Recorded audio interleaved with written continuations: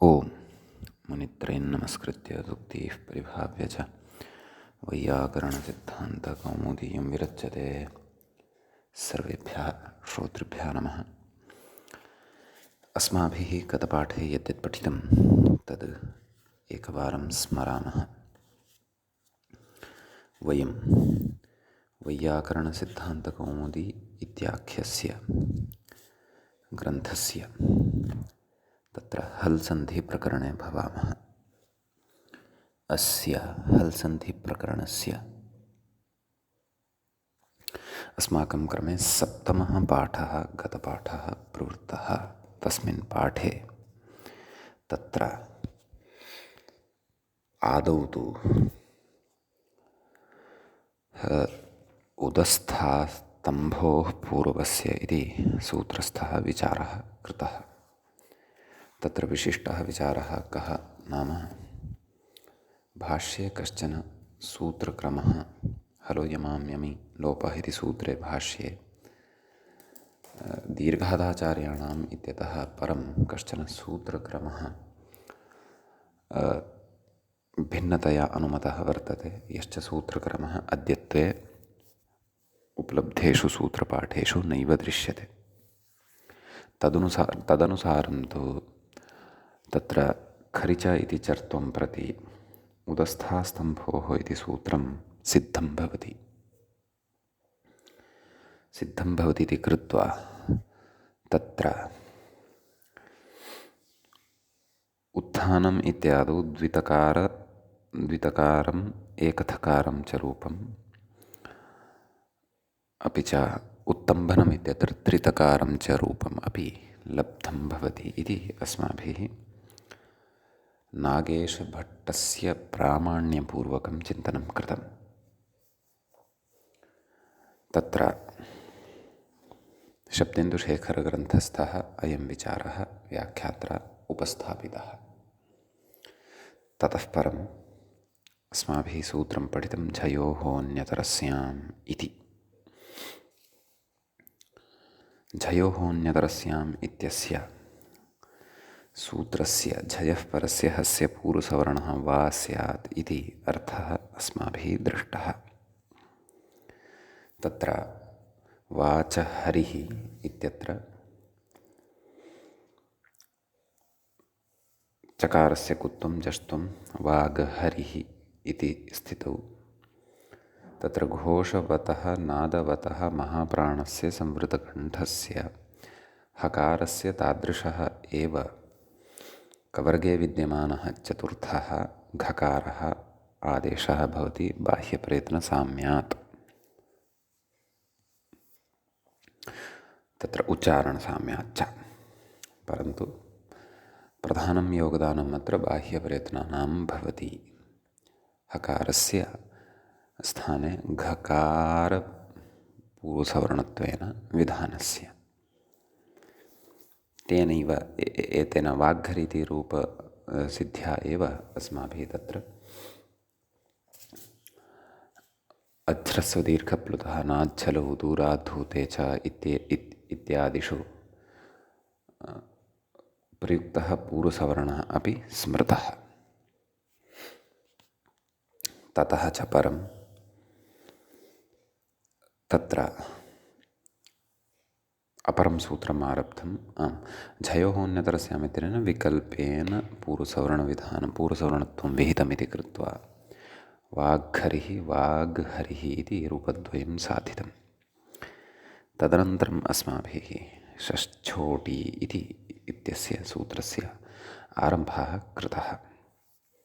सूत्रस्य पदच्छेदः विहितः, तत्रापि विशेषेण पदान्तात् इति अनुवर्तनम् अत्र भवति। तत्र पूर्वं पठितेभ्यः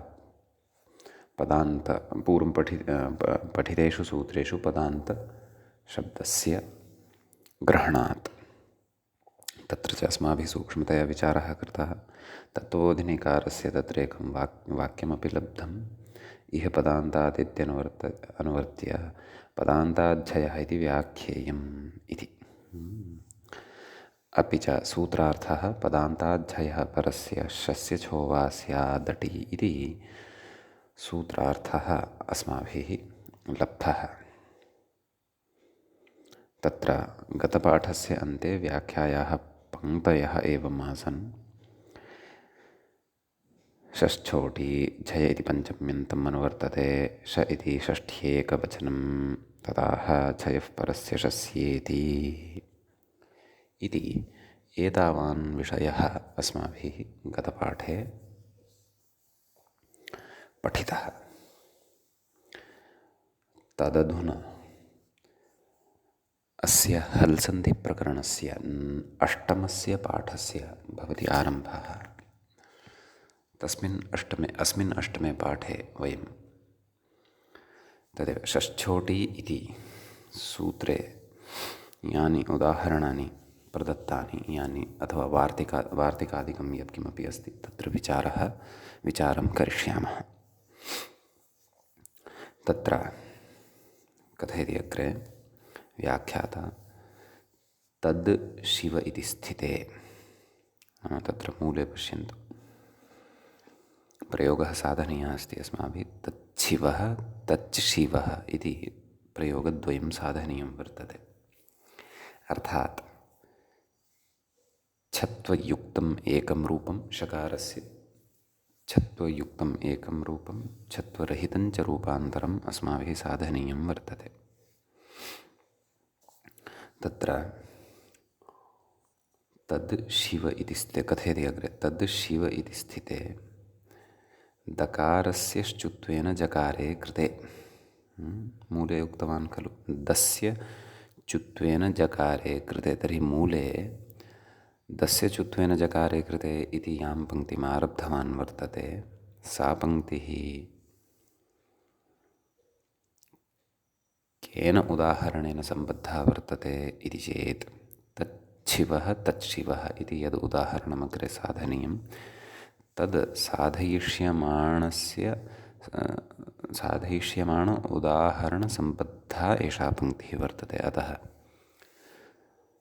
पङ्क्तेः सम्बन्धं सम्यक्तया उदाहरणेन सह संस्थाप्य अस्माकं कृते तत्र व्याख्याता कथयन्नस्ति। तद् शिव इति स्थिते दकारस्य श्चुत्वेन जकारे कृते, श्चुत्वं भवति खलु तद् शिव इत्यत्र स्तोश्चुनाश्चुः इत्यस्य सूत्रस्य कृते यानि निमित्तानि अपेक्षितानि सन्ति तानि सर्वाणि अपि तत्र सन्त्येव। अतः यः तत्र दकारः अस्ति तस्य स्थाने जकारः आगच्छति। सम्यक्। ततः अग्रे जकारस्य चकारः नाम तत्र श्चुत्वेन जकारः लब्धः खलु, का स्थितिः जाता तज् शिवः इति स्थितिः जाता। सम्यक्। अग्रे कथयति जकारस्य चकारः इत्यन्वयः। क्व जकारस्य चकारः कर्तव्यः, परन्तु अर्थात् तत्र यद् वाक्यं मूले उक्तं किं दस्य चुत्वेन जकारे कृते जकारस्य चकारः करिष्यते अग्रिमेण सूत्रेण इत्यर्थः। तच्च अग्रिमं सूत्रम् अधुनैव अचिरेण पठिष्यते, किं खरिच इति। तर्हि तस्य जकारस्य चकारः भवति इति व्याख्याता तत्र जिज्ञासाम् उत्पादयति। केन इत्यतः नाम अस्य जकारस्य चकारादेशः केन सूत्रेण इति इत्यत आह कथयति। किं कथयति तर्हि तत्र सूत्रमुच्यते। तर्हि कस्यां स्थितौ वयं स्मः तदपि बुद्धौ स्थापनीयं।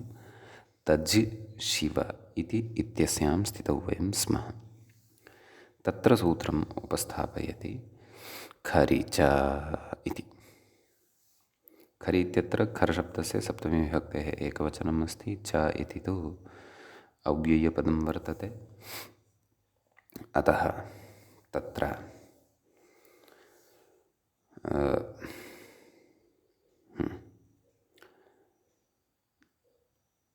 झलां नाम तत्र किं किम् अनुवर्तते इति द्रष्टव्यं। झलां जश्झषि इत्यतः झलाम् इति, अभ्यासे चर्चा इत्यतः चर् इति च चर् इति च अनुवर्तते इति द्वयोः पदयोः अनुवर्तनम् अत्र भवति। तदाह खरि इत्यत्र सप्तमी विभक्तिः अस्ति, अतः तस्मिन् इति निर्दिष्टे पूर्वस्य इति परिभाषा उपतिष्ठते। तदाह किमाह खरिपरे इत्यादिना इति जकारस्य चकार इति सूत्रार्थं पश्यन्तु। खरिपरे झलाञ्चरः स्युः इति खरिच इत्यस्य अर्थः। नाम खर् प्रत्याहारस्थः वर्णः परतः अपेक्षितः, ततः पूर्वं झल् प्रत्याहारस्थः वर्णः अपेक्षितः, तस्य झल् प्रत्याहारस्थस्य वर्णस्य स्थाने चरः भवन्ति, अर्थात् चर प्रत्याहारस्थः कश्चन वर्णः भवति इत्यर्थः। कथयति इति जकारस्य चकारः इति। कुतः नाम तज् शिवः इत्यत्र जकारः अस्ति झल्, तस्य स्थाने चरवर्णेषु चकार एव कुतः तत्र कथयति स्थानतः अन्तर्यादिति भावः।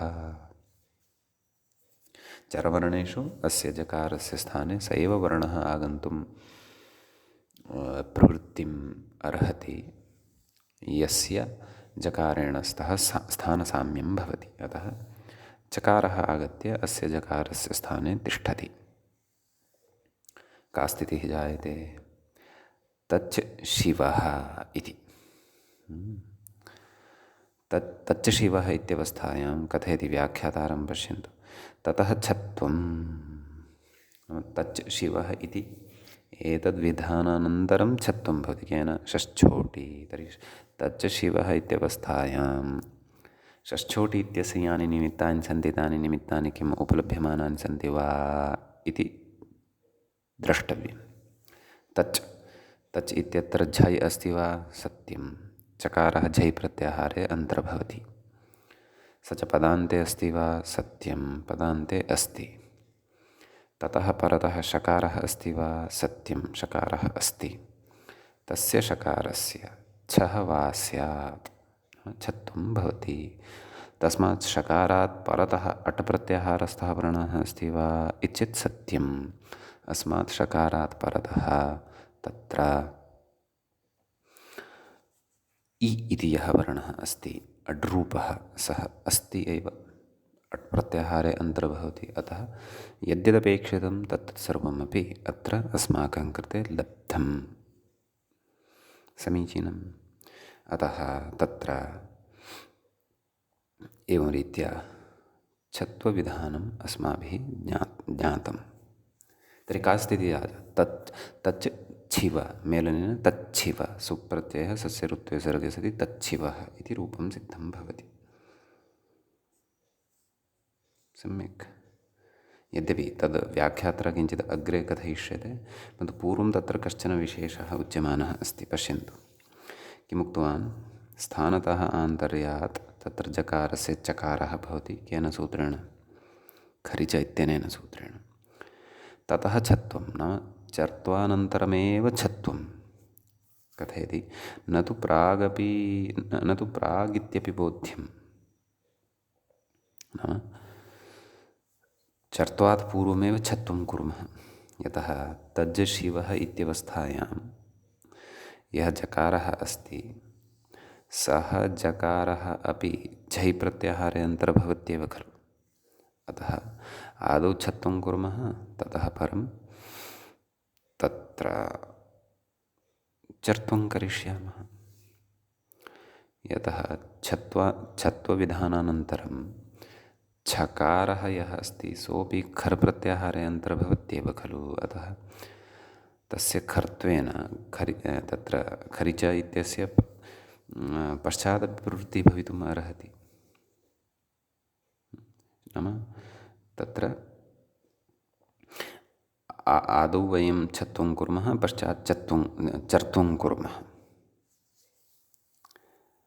इति यदि चिन्तयामः तर्हि तथा न कर्तुं शक्यते। तद् कथयन्नस्ति व्याख्याता। न तु प्रागपि, अर्थात् ततः छत्वम् इत्युक्तं। कः अर्थः? नाम आदौ चर्त्वं ततः छत्वम् इत्यर्थः।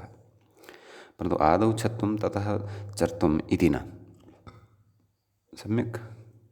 न तु प्रागपि इत्यपि बोध्यं कुतः कथयति छत्वस्य श्चुत्वचर्त्वे प्रति असिद्धत्वात् इति। तत्र पश्यन्तु, छत्वं यद् वर्तते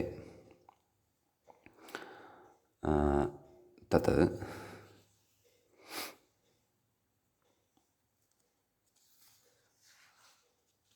चतुर्थे पादे अत्रैव 63तमं सूत्रं भवति, एवं खलु।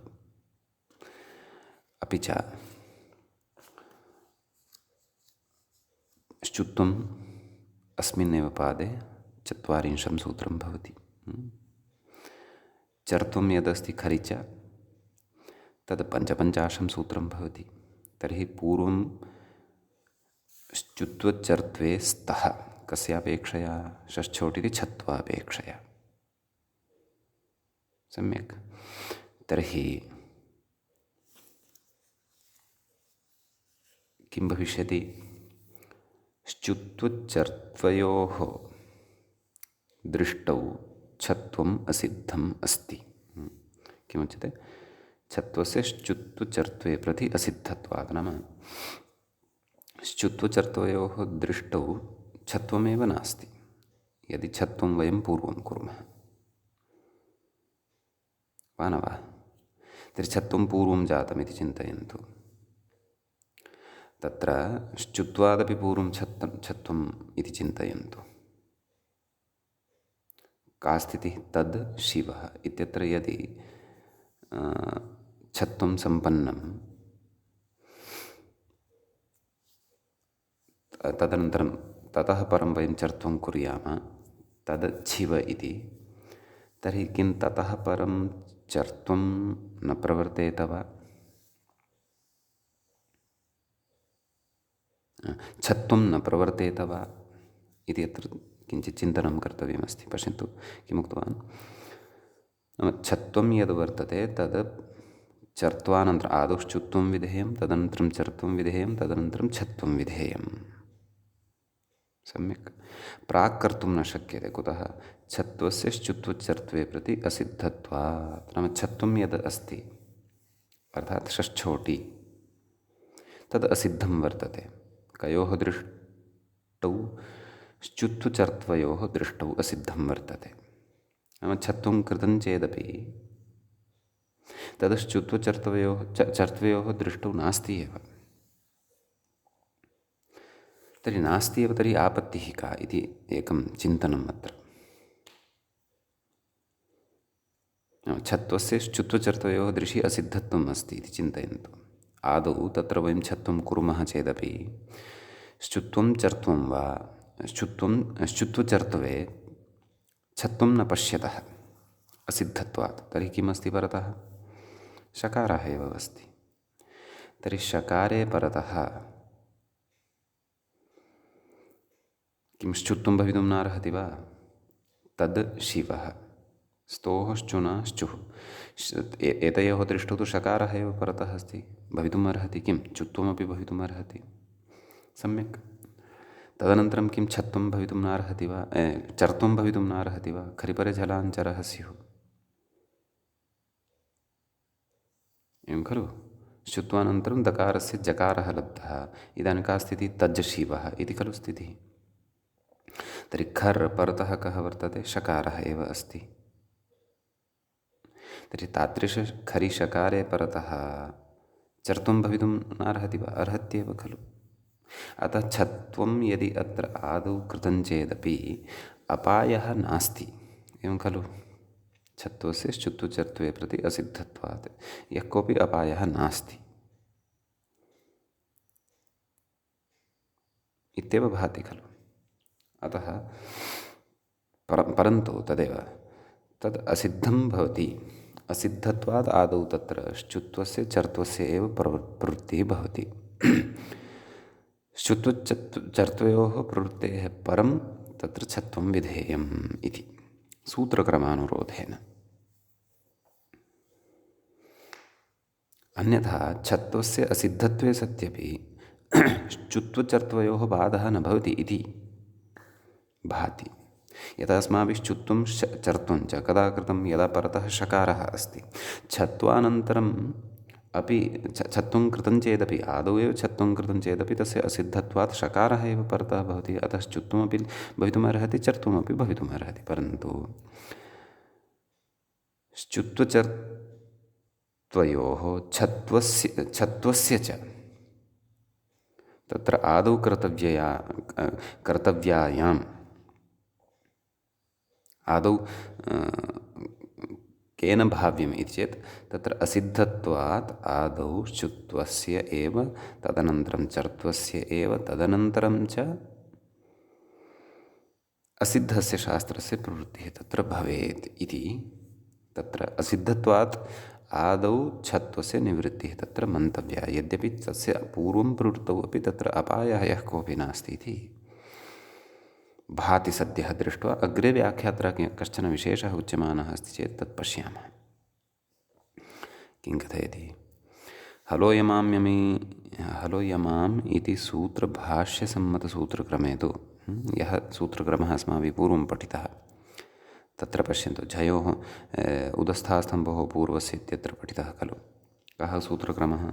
सः सूत्रक्रमः बुद्धौ पुनः स्थापनीयः यदि इतः परं व्याख्यात्रा किं वक्तुम् इष्यमाणम् अस्ति तद् अवगन्तव्यं। तर्हि तत्र किमुक्तं पश्यन्तु, तत्र पङ्क्तिः एवमस्ति, वस्तुतस्तु दीर्घादाचार्याणाम् इत्युत्तरम् अनुस्वारस्य यै परसवर्णः वापदान्तस्य तोर्युतस्थास्तम्भः पूर्वस्य झयोः षष्ठ्योडिति षट्सूत्रिपाठोत्तरं झलां झषि इत्यादि पञ्चसूत्री वर्तते इति उक्तं खलु। तर्हि पश्यन्तु, कथयति हलोयमाम् इति। इदानीम् अत्र आगच्छन्तु, षष्ठ्योटि इत्यत्र हलोयमाम् इति सूत्रभाष्यसम्मतसूत्रक्रमे तु श्चुत्वेन जकारे कृते। तर्हि तत्र स्तोश्चुनाश्चुः इति कुत्र वर्तते इति एवं रीत्या वयं सूत्रक्रमं स्वीकुर्मः। नाम षट्सूत्री पूर्वं, पञ्चसूत्री परतः। तर्हि तत्र षष्ठ्योटि इति सूत्रं पूर्वं वर्तते, षट्सूत्र्यां वर्तते, खरि च इति परतः वर्तते, एवं खलु। तत्र स्तोश्चुनाश्चुः इति सूत्रं तत्र नास्ति, एवं किल। अनुस्वारस्य यै परसवर्णः वापदान्तस्य तोर्लि उदस्थास्तम्भोः पूर्वस्य झयोः अन्यत्रस्यां षष्ठ्योटि इति तत्र षट्सूत्री। अत्र षष्ठ्योटि इदानीं पूर्वमागतम् अस्ति, क्व त्रिपाद्यां। ततः झरां झषि अभ्यासे चर्चा खरि च वावसाने अणोप्रगृह्स्यानुनासिका। अत्र खरि च इदानीम् अनन्तरम् आगतम् अस्ति। सम्यक्, नाम हलोयमाम्यमिलोपः इति सूत्रभाष्ये इति सूत्रे उक्तसूत्रक्रमानुसारेण। प्रकृते तु अस्माकं पुरतः कथं स्थितिः अस्ति? अस्माकं पुरतः तु छत्वं पूर्वं वर्तते, अर्थात् षष्ठ्योटि इति सूत्रं पूर्वं वर्तते, खरि च इति सूत्रं पश्चात् वर्तते। एषा स्थितिः अस्माकं सविधे वर्तते। तर्हि हलोयमाम् इति सूत्रक्रमम् इति सूत्रभाष्यस्थसूत्रक्रमं यदि पश्यामः तर्हि विपरीतं जातम्। इदानीं खरि च पूर्वं वर्तते, नैव, षष्ठ्योटि इदानीं पूर्वं वर्तते, खरि च अनन्तरं वर्तते।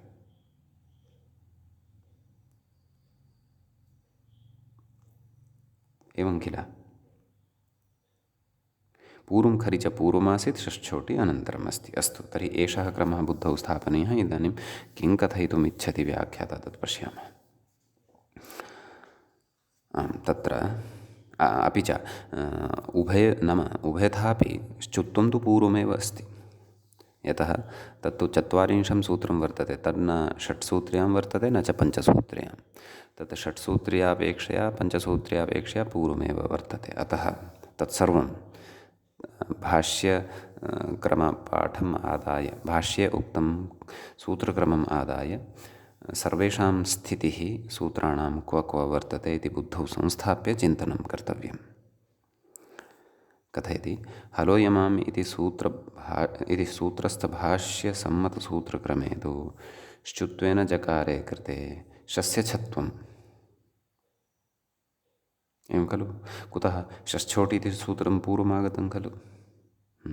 ततः जकारस्य चर्त्वम्। इदानीं खरिच इति सूत्रम् अनन्तरमागतं खलु पञ्चसूत्र्यां, तदनन्तरं चर्त्वं भविष्यति। सम्यक् कथयति न तु छत्वात् प्राक् चर्त्वम् इति। नाम छत्वात् प्राक् चर्त्वं कर्तुं न शक्यते खरिच इत्यनेन। कुतः चर्त्वं प्रति छत्वस्य असिद्धत्वात्। नाम चर्त्वं प्रति तत्र छत्वं यद् वर्तते तद् असिद्धत्वं भजते।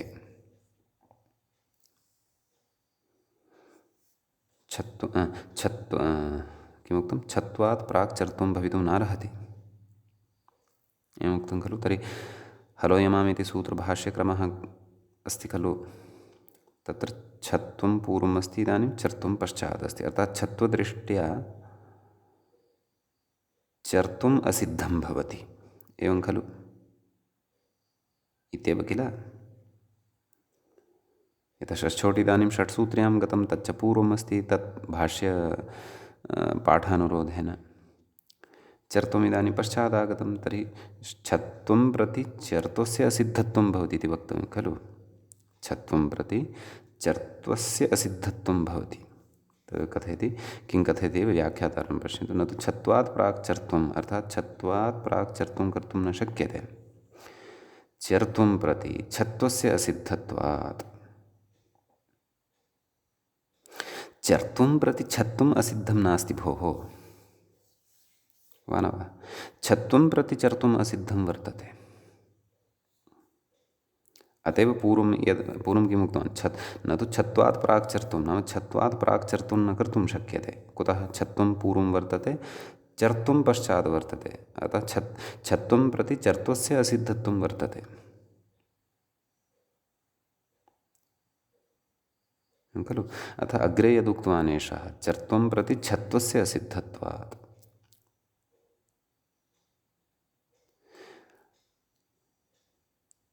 छत्वं प्रति चर्त्वस्य असिद्धत्वं वर्तते। कुतः पूर्वं प्रति परशास्त्रस्य असिद्धत्वं भवति इति खलु उक्तं। त्रिपाद्याम् अपि पूर्वं प्रति परशास्त्रस्य असिद्धत्वं भवति। तर्हि त्रिपाद्याम् इदानीं पूर्वशास्त्रं किं जातं, षष्ठ्योटि इति। परशास्त्रं किम् अस्ति, खरिच इति। तर्हि पूर्वं प्रति परशास्त्रस्य असिद्धत्वं भवति। अतः अस्यां पङ्क्तौ किञ्चित् छत्वं प्रति चर्त्वस्य असिद्धत्वात् इति वक्तव्यम्। अतः एव प्राक्तनपङ्क्तिः युज्यते, नाम छत्वात् प्राक् चर्त्वं न भवति इति अत्र मम भाति एषा पङ्क्तिः परिष्करणीया इति।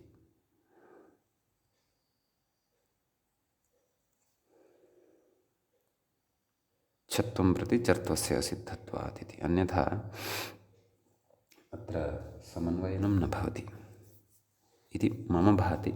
यदि मया एव एषा पङ्क्तिः न गृहीता सम्यक्तया, तर्हि निश्चयेन भवन्तः तत्र सुधीयः श्रोतारः मां बोधयिष्यन्ति।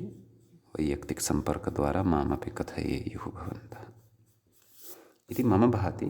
अन्यथा अत्र सङ्गतिः न जायमाना वर्तते। अतः अत्र तदेव नाम सद्यः अत्र पादटिप्पण्यां छत्वं प्रति चर्त्वस्य इति वक्तव्यम् इति एका पादटिप्पणी मया अत्र मम ग्रन्थे प्रदत्ता।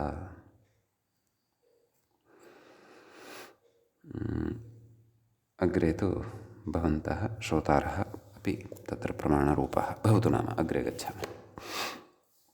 अस्तु, इदानीम् उदाहरणं प्रस्तौति। किं कथयति, तच्छिव इति स चासौ शिवश्च इति। नाम कर्मधारयः अत्र वर्तते। तस्य शिवः इति वा विग्रहः उभयथापि भवितुम् अर्हति। कर्मधारय तत्पुरुषः अपि अत्र वक्तुं शक्यः। किञ्च तत्रैव षष्ठी तत्पुरुषः अपि वक्तुं शक्यः। उभयथापि समासप्रक्रियायाः निर्वाहं कृत्वा वयं तद् शिव इति रूपमेव प्राप्नुमः। अर्थात् लौकिकविग्रहः अलौकिकविग्रहः सुबुलुक् समासविधानं तदनन्तरं तत्र नाम सन्धिकार्यं ततः परम्। अतः कथ्यते स चासौ शिवश्च तस्य शिव इति वा विग्रहः कथयति चोः कु इति कुत्वन्तु न क्व तत्र तच्च शिवः इति खलु लभ्यते। तच्च शिवः तच्च शिवः इत्यवस्थायां चकारस्य कुत्वं भवतु केन चोः कुः इत्यनेन एवं खलु।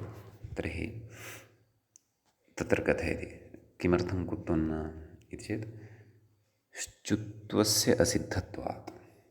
तर्हि तत्रापि कथम् असिद्धत्वं वर्तते इति नाम अत्र तु तत्र हलोयमाम् इति सूत्रस्थभाष्यपाठं पुरस्कृत्य अयं विचारः न क्रियमाणः अस्ति। ततः बहिः आगतः अस्ति इदानीं व्याख्यातः। चोहुकु इति तु द्वितीयपादस्य 30 सूत्रं भवति त्रिपाद्याम् अष्टमाध्याये। स्तोश्चुनाश्चुः इति तु 40 सूत्रं भवति। अतः तत्र श्चुत्वस्य असिद्धत्वं भवति, नाम कुत्वं प्रतिश्चुत्वस्य असिद्धत्वं भवति। एवं खलु सत्यं स्पष्टम् अस्ति। यथा अष्टमाध्यायस्य द्वितीयपादस्य 30 सूत्रं वर्तते चोः कुः। स्तोश्चुनाश्चुः इति तु चतुर्थे पादे 40 सूत्रं भवति। अतः परतः किम् अस्ति, परतः प्रकृते श्चुत्वं वर्तते। अतः कुत्वस्य दृष्टौ श्चुत्वस्य असिद्धत्वं भवति। तर्हि श्चुत्वेन अत्र मूलस्थितिः का अस्ति, तद् शिवः। तर्हि श्चुत्वेन अत्र नाम चोहुकु इत्यस्य दृष्टौ श्चुत्वमेव न सिद्धं। श्चुत्वं न सिद्धं तर्हि चकारः एव न लब्धः। चकारः यदि न लब्धः तर्हि कुत्वं कस्य वा करिष्यति। दकारः तु च वर्गेनान्तरभवति। चोः कुः इति सूत्रं तु तत्र दकारमेव पश्यन्ति, श्चुत्वकार्यं तु तन्न जानाति। अतः कुत्वमपि अत्र न शङ्कनीयम् इति स्पष्टः विषयः अत्र कृतः कश्चन व्याख्यात्रः। समीचीनम्। आम्, अपरस्मिन् पक्षे यत्र इदं छत्वं न भवति तत्र वैकल्पिकं रूपं तच्च शिवः इति भवति इति अस्माभिः बुद्धौ स्थापनीयम्। साधु। इदानीम् अत्र किञ्चन वार्तिकम् अस्ति, उपयोगिवार्तिकम् इदं। तत्र उच्यते छत्वम् अमीति वाच्यम् इति। वार्तिके प्रथमं पदं वर्तते छत्वम्, अर्थात् छ विधानं, छस्य भावः छत्वम्। तदनन्तरम् अमि अमीति सप्तमी विभक्तेः एकवचनं, मूलशब्दः भवति अम्। इति अव्ययपदं वर्तते। वाच्यमिति प्रथमान्तम् अस्ति। व्याख्यातारं पश्यन्तु। षष्ठोटि इति सूत्रे अटीति विहाय अमीति वक्तव्यम् इत्यर्थः। अटि तत्र परतः निमित्तेषु अट् प्रत्याहारस्थाः वर्णाः एव न पर्याप्ताः, तत्र इतोपि अधिकाः वर्णाः अपेक्षिताः सन्ति। अतः वर्णाः वर्धनीयाः अत्र सन्ति इति कृत्वा अयं प्रत्याहारः यमगणनम् इति सूत्रस्य मकारं यावत् ग्राह्यः अं प्रत्याहारः अत्र स्वीकर्तव्यः। कथयति व्याख्याता षष्ठोमि इति सूत्रं पठनीयम् इति यावत्। नाम षष्ठोमि इति सूत्रं वदति चेत् तर्हि अन्यानि अपि अपेक्षितानि यानि रूपाणि सन्ति तेषु अपि छत्वं सेत्स्यति इत्यर्थः। तर्हि कानि तानि उदाहरणानि येषु उदाहरणेषु तत्र षष्ठोटि इति एतावदेव उक्ते सति छत्वं न सिद्ध्यति इति चेत् तत्र उच्यते तद् उदाहरणं प्रस्तौति। किं कथयति? तत् श्लोकेन उदाहरणद्वयमस्ति विकल्पेन तत् श्लोकेन कथम् अस्य विग्रहः कथं कथयति व्याख्याता? स चासौ श्लोकश्च तस्य श्लोकः इति वा विग्रहः, नाम द्विधा अपि विग्रहः कर्तुं शक्यते। का स्थितिः आयाति? तद् श्लोक इति स्थितिः आयाति। तत्र पश्यन्तु, पदान्ते झै प्रत्याहारस्थः वर्णः अस्ति। कः? दकारः। यथा तच्छिवः इत्यत्र आसीत्। परतः शकारः अपि अस्ति, परन्तु ततः परतः यः अस्ति वर्णः, कः वर्णः वर्तते? शकारात् परतः लकारः। श्लोक इति अस्ति खलु, सः लकारः वर्तते। स च लकारः अट् प्रत्याहारेण अन्तर्भवति। अट् प्रत्याहारे तु अयुण् इत्यस्य अकारादारभ्य हयवरट् इत्यस्य वकारं यावन्तः एव वर्णाः परिगण्यन्ते। अतः अत्र अट् प्रत्याहारस्थः वर्णः शकारात् परतः नास्ति इति कृत्वा षष्ठोटि इत्यनेन सूत्रेण तस्य शकारस्य छत्वं विकल्पेन कर्तुं नैव शक्यते। अतः एव यदि अमि इति उच्येत तर्हि प्रत्याहारपरिधिः यमगणनम् इत्यस्य नकारं यावत् गमिष्यति, तेन तत्र लकारः अपि अन्तर्भविष्यति। लवर्णः अं प्रत्याहारे अन्तर्भवति। अतः लकारे परतः अपि तत्र शकारस्य छत्वं विकल्पेन भविष्यति। सम्यक्। तद् श्लोकेन तज् श्लोकेन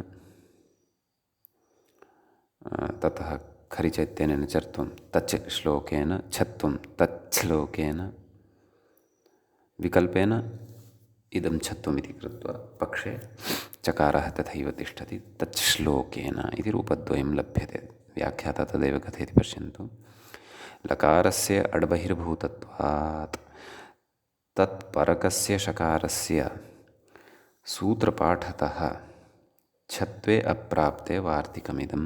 नाम यः सूत्रपाठः वर्तते, सूत्रपाठः तु षष्ठोटि इति वर्तते। अतः षष्ठोटि इत्येव उक्ते सति तु अत्र सिद्धिर्नैव जायते भोः इति कृत्वा षष्ठोमि इति सूत्रं कर्तव्यम्। अतः सूत्रगतः अभावः वार्तिकेन पूरितः। इदानीं सूत्रं पूर्तिं गतम्। सम्यक्। अग्रे प्रत्युदाहरणं प्रस्तूयते। मूले पश्यन्तु किमुक्तम्। अमि किं वाक्श्च्योतति इति। नाम अमि इति नोच्येत। साक्षात् सूत्रं षष्ठः इत्येव उच्येत। तर्हि का आपत्तिः? तर्हि आपत्तिः एषा, वाक्श्च्योतति इत्यत्रापि तत्र शकारस्य छकारः भविष्यति। कथयति? अत्र तु कुत्वं भवत्येव। वाक्श्च्योतति अत्र का स्थितिः भवति? वाच् इति मूलतः स्थितिः भवति। एवं किल? तस्य चोः इत्यनेन कुत्वं भवत्येव। अतः वाक्श्च्योतति इति कथयति। चकारस्य स्वाभाविकतया श्चुत्वनिष्पन्नत्वाभावेन असिद्धत्वात् इति। एवं खलु? नाम अत्र यः चकारः यः वर्तते, सः चकारः शब्दे एव स्वाभाविकरीत्या वर्तते, नाम वाच् इति शब्दः चकारान्तः वर्तते वा न वा? चकारान्तः अस्ति नाम सः श्चुत्वस्य सकाशात् न लब्धः अस्ति एषः चकारः। श्चुत्वस्य सकाशात् लब्धः चकारः एव तत्र असिद्धः भवति। कस्य दृष्टौ? कुत्वस्य दृष्टौ। अतः तत्र कुत्वं कर्तुं न शक्यते स्म। तच्छिवः तच्छिवः इत्यादिषु एवं खलु। अतः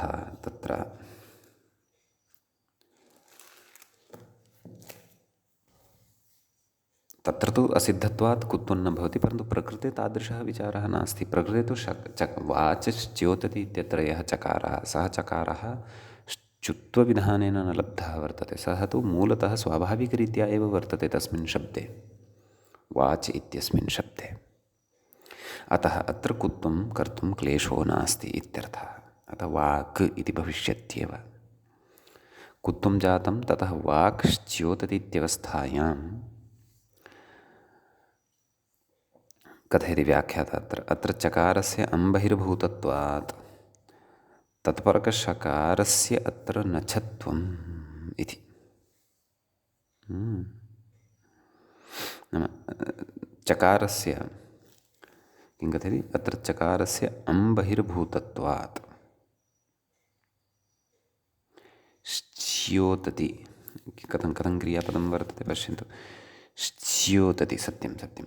शकारानन्तरं चकारः अस्ति खलु, क्रियापदमस्ति। अत्र कः धातुः, का प्रकृतिः, तत् तिङन्तप्रकरणे पठिष्यते अस्माभिः।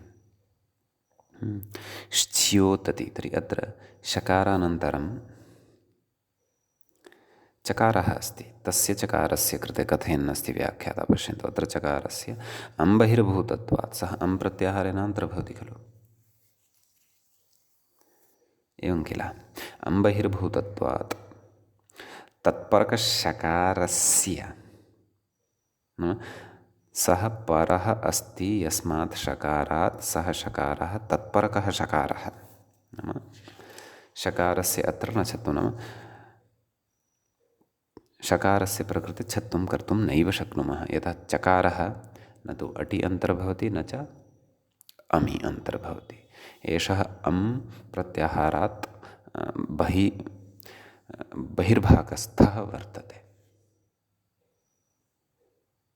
यमगणनम् इत्यत्र यावदेव अम् प्रत्याहारः, चकारस्तु खपच्छठथ चटत इत्यत्र वर्तते।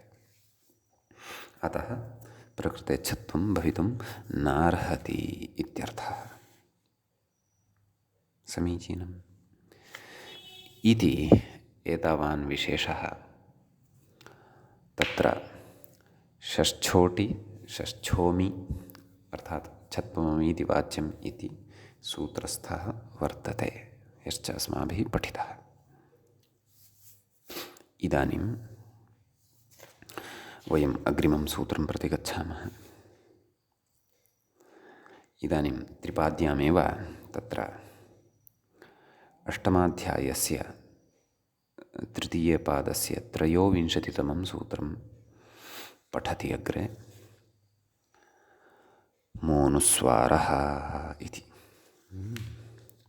तत्र पदच्छेदं पश्यामः। मः इति एकं पदं वर्तते, षष्ठीविभक्तेः एकवचनान्तं तत्पदं भवति। मः इत्यत्र षष्ठीविभक्तिः यदि, तर्हि मूलशब्दः कः? म इति। अनुस्वारः, अनुस्वारः इति प्रथमाविभक्तेः एकवचनं वर्तते। तत्र सूत्रार्थः कर्तव्यः, तदर्थं किं किम् अनुवर्तते, किं किं लभ्यते तद् द्रष्टव्यं। कथयति व्याख्याता पदस्य इति अधिकृतं, नाम पदस्य इति अधिकारः एव वर्तते, तस्मिन् अधिकारे इदं वर्तते, अतः तस्य अनुवर्तनम् अथवा उपलब्धिः अत्र भवति। अग्रे कथयति म इति षष्ठ्यन्तं पदस्य विशेषणं, सम्यक्, अतः तदन्तविधिः भवति। नाम मान्तं पदम् इति अर्थः अग्रे इति सूत्रार्थे वयं द्रक्ष्यामः। कथयति अग्रे, हलि सर्वेषाम् इत्यतः हलि इत्यनुवर्तते। सम्यक्। इतः पूर्वं सूत्रेषु हलि सर्वेषाम् इति पठितं, ततः हलि इत्यस्य अनुवर्तनं स्वीकुर्मः। ततः सूत्रार्थं कथयति किं, मान्तस्येत्यादिना। मूले पश्यन्तु, मान्तस्य पदस्य अनुस्वारः स्यात् हलि। तादृशं पदं यस्य अन्ते मकारः भवति, तस्य मकारस्य स्थाने अनुस्वारः भवति कदा, परतः व्यञ्जनम् अपेक्षितं, किमपि नान्यथा। व्यञ्जनं नाम हल् नाम व्यञ्जनम्। अस्तु, तत्र अग्रे कथयति, अलोन्त्यस्य नाम उपतिष्ठते इति शेषः। तत्रापि ततश्च कथयति, ततश्च मान्तस्य पदस्य यः अन्त्यः अल् कः भवति, मकारः एव भवति सर्वदापि। अस्य सूत्रस्य प्रवृत्तौ मान्तस्य पदस्य अन्त्यः अल् कः, म एव भविष्यति, अतः तस्य एव अनुस्वार विधानं क्रियमाणं वर्तते। अन्त्यः अल् तस्य इत्यर्थः इत्युच्यते। सम्यक्। अग्रे कथयति, पदान्तस्य मस्य इति फलितं, नाम पदान्ते विद्यमानः यः मकारः तस्य इत्यर्थः। उदाहरति, हरिं वन्दे इति।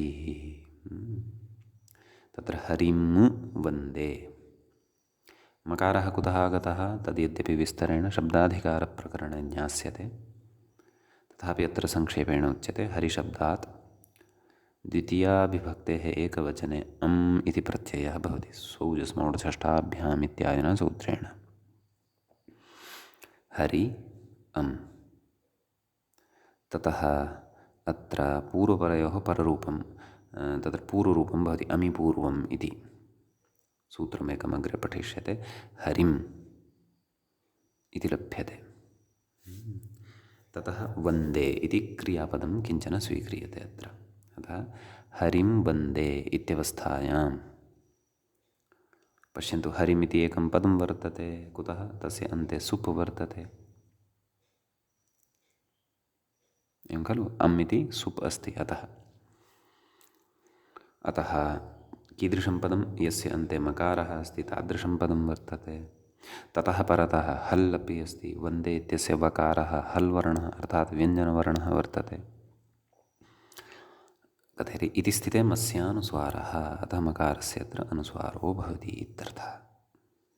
अतः हरिं वन्दे इति रूपं सिद्धं भवति। सम्यक्। एवं रीत्या अन्यत्र सर्वत्रापि यत्र पदस्य अन्ते वयं मकारं पश्यामः, ततः परतः व्यञ्जनं पश्यामः, ततः तत्र मकारस्य अनुस्वारस्य विधानं कुर्याम इति ज्ञातव्यम्। समीचीनम्। ततः अग्रे सूत्रम्, अलोन्त्यस्य नैव क्षन्तव्यः, ततः अग्रे प्रत्युदाहरणादिविचारः।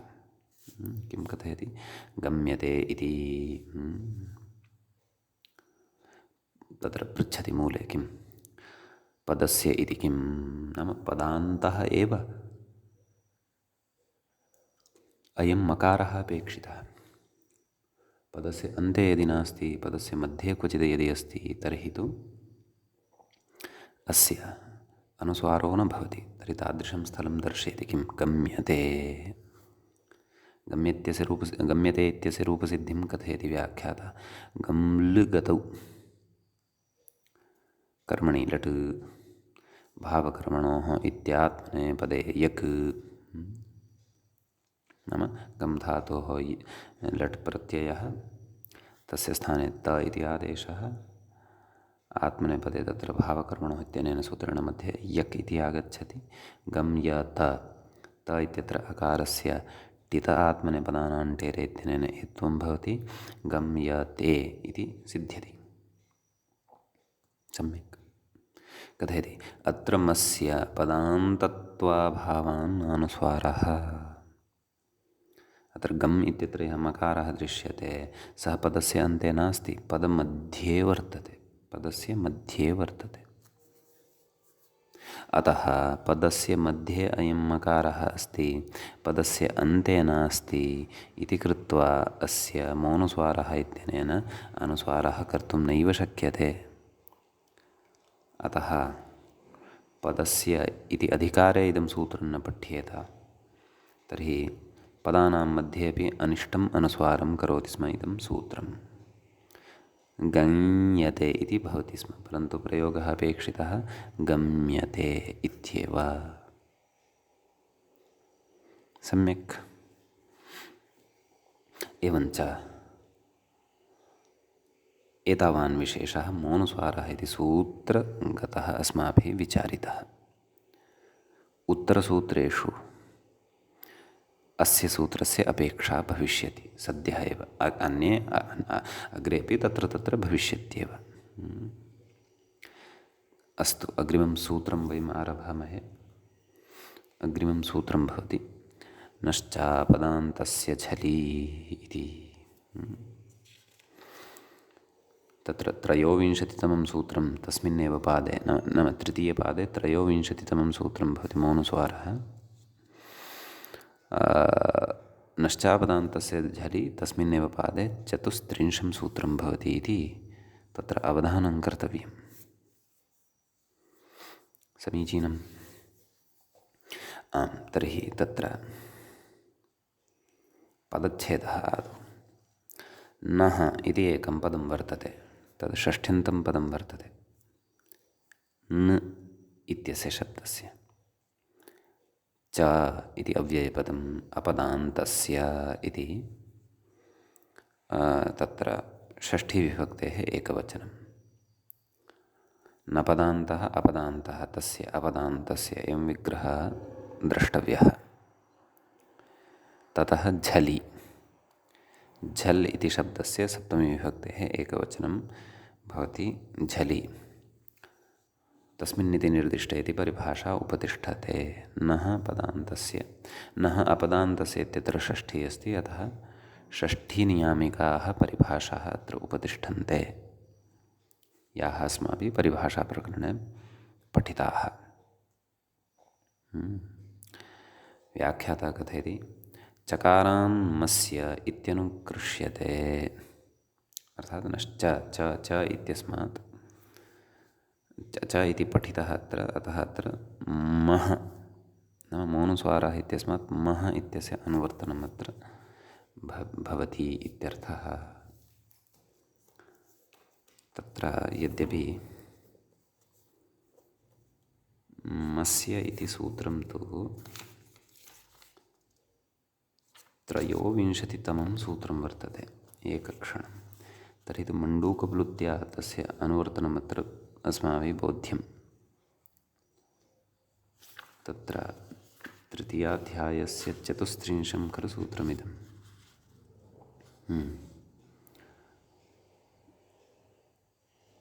तृतीयपादस्य 8334 न दृश्यते। तत्र मौनुस्वारः नश्चापदान्तस्य झलि। अतः एव मम पुस्तके सूत्रसङ्ख्या अशुद्धा अस्ति। अतः भवन्तः अपि एतां सङ्ख्यां सम्यक् कुर्वन्तु। मौनुस्वारः इति सूत्रानन्तरं साक्षात् सूत्रं वर्तते किम्? नश्चापदान्तस्य झलि इति। अतः अत्र एषः दोषः अस्ति मम पुस्तके। भवतां पुस्तके कदाचित् सम्यक् अपि स्यात्। अतः अयं दोषः मार्जनीयः। मम भ्रमः कुतः जातः इति चेत् तत्र एतावत् दूरात् मस्य इति कथम् अत्र आयाति? मण्डूकप्लुत्या एव ग्राह्यं स्यात्, परन्तु सङ्ख्यादोषः। अतः साक्षात् अग्रिममेव इदं सूत्रं वर्तते। यद्यपि विश्वासः आसीत्, नाम बुद्धौ मौनस्वारः इत्यनन्तरं नश्चापदान्तस्य इत्येव पठ्यते, परन्तु सङ्ख्याम् असङ्गतां दृष्ट्वा अहं भ्रान्तः। अस्तु, 23तमं सूत्रं मौनस्वारः, 24तमं सूत्रं नश्चापदान्तस्य इति भवतु। तर्हि पुनः व्याख्यातारं पश्यन्तु। नाम चकारान्मस्य इति अनुकृष्यते, अर्थात् चकारपाठद्वारा मस्य इत्यस्य अनुवर्तनम् अत्र भवति। मस्य अर्थात् मौनस्वारः इत्यत्र पठितं मः इति षष्ठ्यन्तं पदम् इत्यर्थः। अनुस्वार इति च ततः अनुस्वार इत्यपि आगमिष्यति, समग्रमपि सूत्रं तदत्र अनुवर्तते। तदाह नस्येति सूत्रार्थं पश्यन्तु। नस्य मस्य च अपदान्तस्य झलि अनुस्वारः, नाम तादृशः नकारः यः पदस्य अन्ते नास्ति, अपदान्तः वर्तते, पदमध्ये क्वचित् वर्तते। अपि च तादृशः एव मकारः यः पदान्तः नास्ति, अपदान्तः वर्तते। तादृशस्य नकारस्य मकारस्य च अपदान्तस्यापि अनुस्वारः भवति, परन्तु तस्मात् नकारात् तस्मात् मकारात् च परतः झल् प्रत्याहारस्थः वर्णः अपेक्षितः भवति, नान्यथा। समीचीनम्। सूत्रार्थम् उक्त्वा ततः उदाहरणानि प्रस्तौति। उदाहरणं वर्तते प्रथमं यशांसि, मूले पश्यन्तु, यशांसि इति। इदानीं यशांसि इत्यत्र नकारः कथम् अपदान्तः लब्धः भवति, तदर्थं किञ्चित् यशांसि इत्यस्य रूपसिद्धिविचारः अत्र कर्तव्यः। कथयति, यशशब्दात् अर्थात् यशस् इति सकारान्तात् शब्दात् जस् का स्थितिः जाता, यशस् जस्। अग्रे कथयति जश्शसोः शिः, अर्थात् जस् इत्यस्य स्थाने शि इति आदेशो भवति। सम्यक्, यशस् शि, जस् स्थाने शि इति आदेशः खलु कृतः। शि इत्यस्य कः अवशिष्यते, इ। तर्हि का स्थितिः जाता अधुना, यशस् इ। तदनन्तरं नपुंसकस्य झलचः इति नुम्। यशस् इ इत्यवस्थायां नपुंसकस्य झलचः इत्यनेन नुमागमः क्रियते। नुं च क्व आगत्य तिष्ठति इति वयं मिदचोन्त्यात् परः इति परिभाषापठनवेलायां ज्ञातवन्तः स्मः। अतः यशस् इत्यत्र शकारोत्तरवर्ती यः अकारः तस्मात् परतः आगत्य नुं तिष्ठति। का स्थितिः जाता, यशन स इ। सम्यक्। ततः कथयति सान्तमहतः इति दीर्घः, नाम शकारात् परतः यः अकारः तस्य दीर्घो भवति खलु। का स्थितिः जाता, यशानस् इ, यशानसि इति स्थिते। सम्यक्। नकारस्य अनुस्वारः, तर्हि पश्यन्तु अत्र यः नुमः सकाशात् लब्धः अस्ति नकारः, सः नकारः पदान्तः नास्ति, अपदान्तः अस्ति। अतः अस्य अपदान्ते विद्यमानस्य नकारस्य हल्परतः सकारः अस्ति, अनुस्वारो भवति इत्यर्थः। अतः यशांसि इति तत्र रूपं सिद्धं भवति, अनुस्वार एव अत्र भवति इत्यर्थः। स्पष्टम्। एवमेव अन्यत्रापि प्रयोगेषु तथा द्रष्टव्यम्। उदाहरणान्तरं प्रस्तुतं। एतत्तु अपदान्ते विद्यमानस्य नकारस्य अनुस्वारस्य उदाहरणं प्रस्तुतम्। इदानीम् अपदान्ते विद्यमानस्य मकारस्य अनुस्वारस्य उदाहरणं प्रस्तौति। किम्, आक्रंस्यते इत्यस्ति मूले।